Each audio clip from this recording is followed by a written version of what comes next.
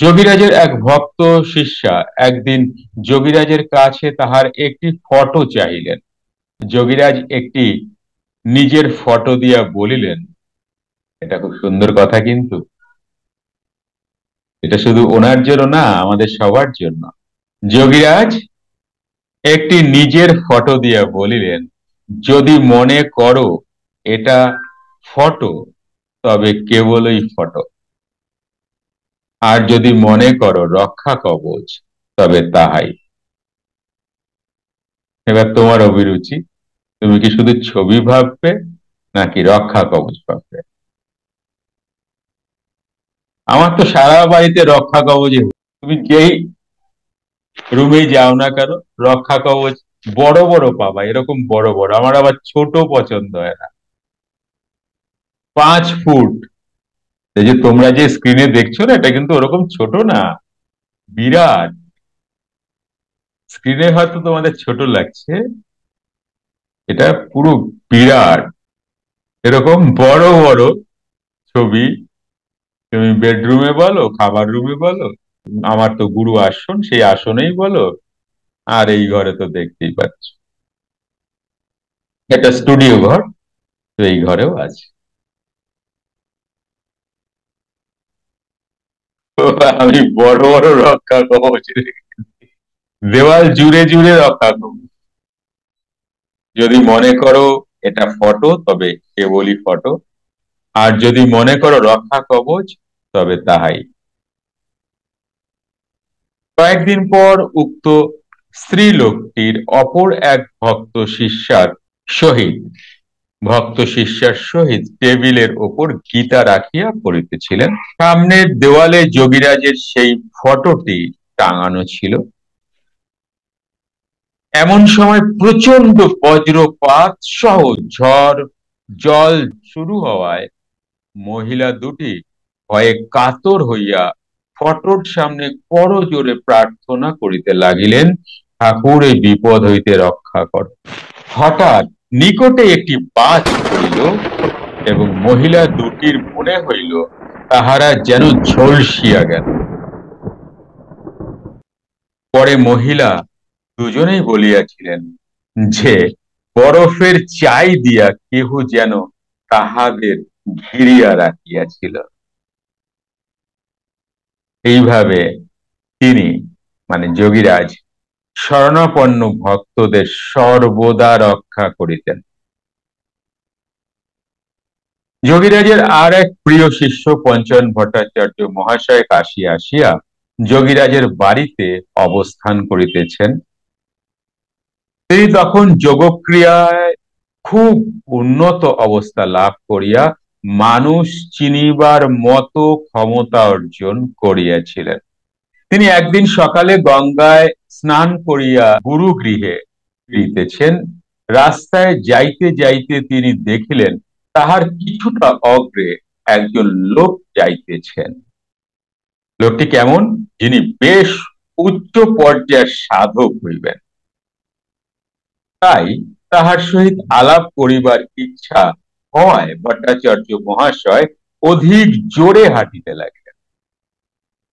কিন্তু উক্ত ব্যক্তিটিও পেছন ফিরিয়া তাহার দিকে না তাকাইয়া অনুরূপ জোরে হাঁটিতে লাগিলেন।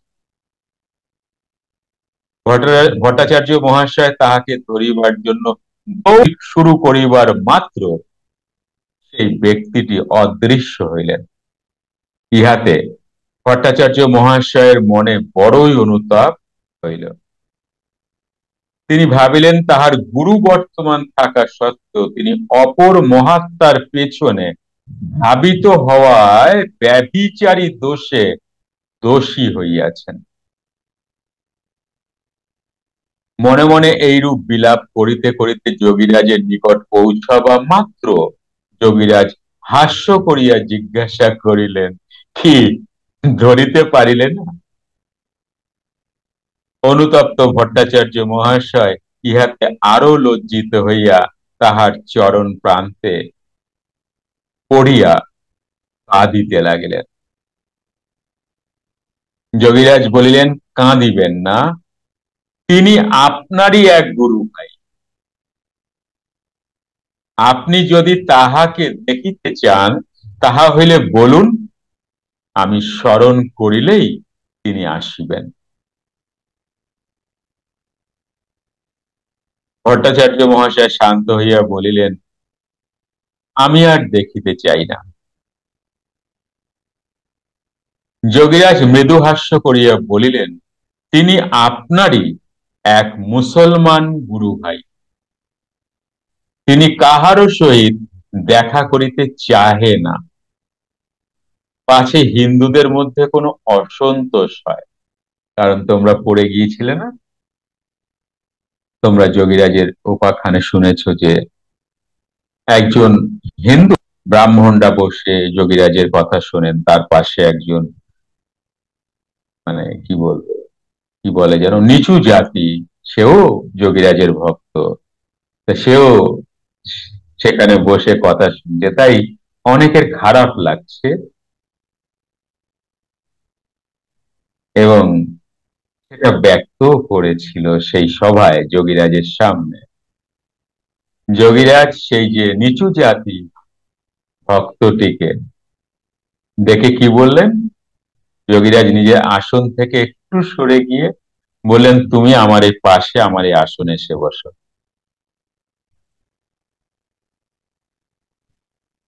তো সেই সময় হিন্দুদের প্রতাপ ব্রাহ্মণ মানে এই ধরনের উচ্চ জ্ঞান যাদের, সুশিক্ষিত মানুষ, ভালো বংশের মানুষ, তাদের এরকম ছিল যে নিচু জাতি মানুষকে দূরে হাট ছিল, তাই না?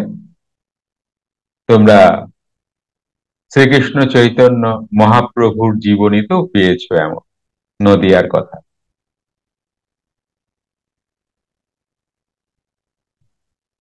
হ্যাঁ, তো হিন্দু নিচু বংশের মানুষ, আর এখানে তো মুসলিম, বোঝো সেই সময়কার ব্যাপার।